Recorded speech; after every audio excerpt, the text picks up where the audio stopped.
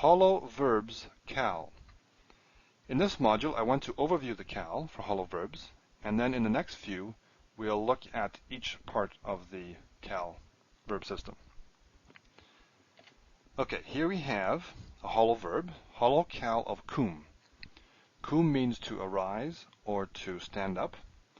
And here we see that we have our three root letters, and the middle one is the vav. So this hollow verb is a two vav, right? A second vav. We also have second yud. We'll come to those in a moment. And what we see here right away, because of the way I've colored it, is that this Qal paradigm for hollow verbs, it divides up into two groups, sort of like the nifal does. And what we see here is that in the perfect and the active participle, not the passive, but the active, this second vav drops out. So we have come, and we have come. Note that those two are the same. We'll come back to that. Kama, kamta, kamts, kamti, kamu, kamtem, kamten, kamnu. Okay? In all the green forms, the prefix forms, and these other ones that are at least somewhat related to it, we see the second vav, and it shows up as a shuruk. In most of them, anyway. When the second radical shows up in forms for either the second vav or the second yud, it'll be a vowel. So the vav will be a vowel of some sort, or there's these semi-vowels, like u, or it'll be hidik yud or something like that, but it won't show up as a consonant. So here it's mostly shuruk. So you see it all the way down here. I think all these forms have it, yeah. Here it doesn't have it, but then it's reduced, and we've come to expect some reduction here in forms. What actually happens here is the jussive reduces to a holum, and then we get vayakom. In the preter, it reduces even further to the kamet tatuf, but we'll come to that a little later. Shuruk is there. We see it through here. We don't see it here. Okay, here it's reduced a little bit to the holum. We see it back here with a passive participle, infinitive construct, and we see it, well, we see the vav in infinitive absolute, but not as a shuruk. We see it as the holum vav.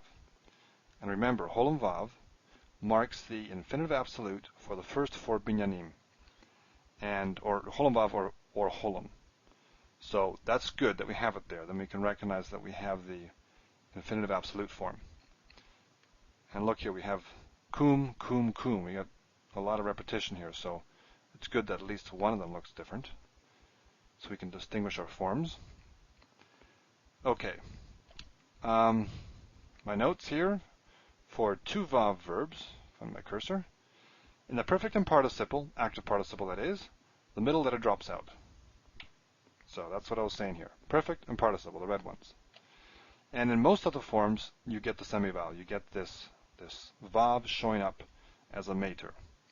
So shuruk, wherever. One of the consequences of this is that the second vav and the second yud are indistinguishable in the perfect and the participle.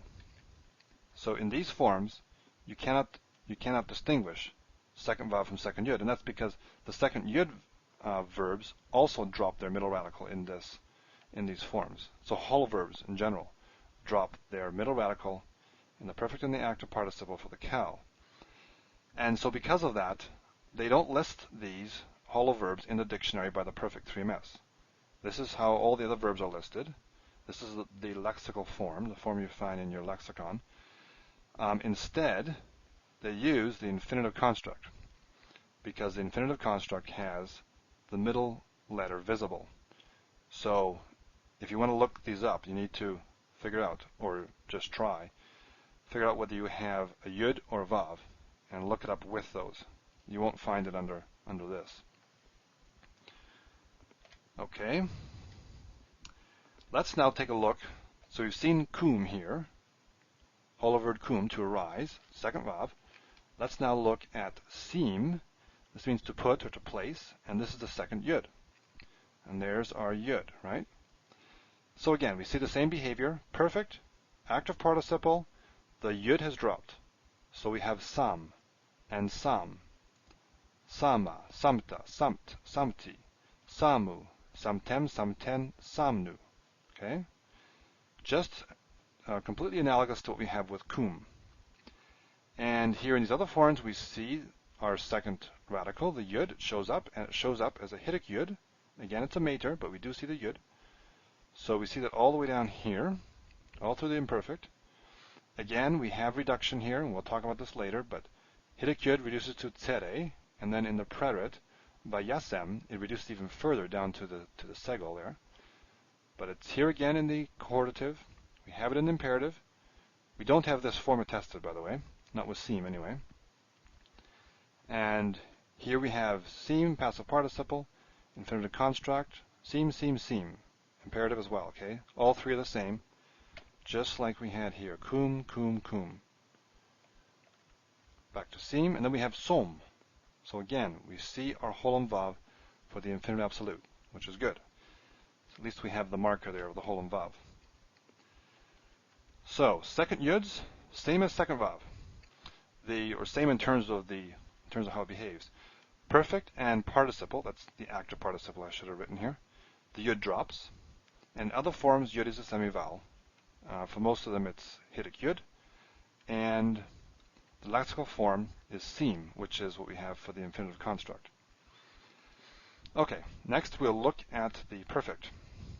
The Qal perfect. Yep, that's it we have for this module.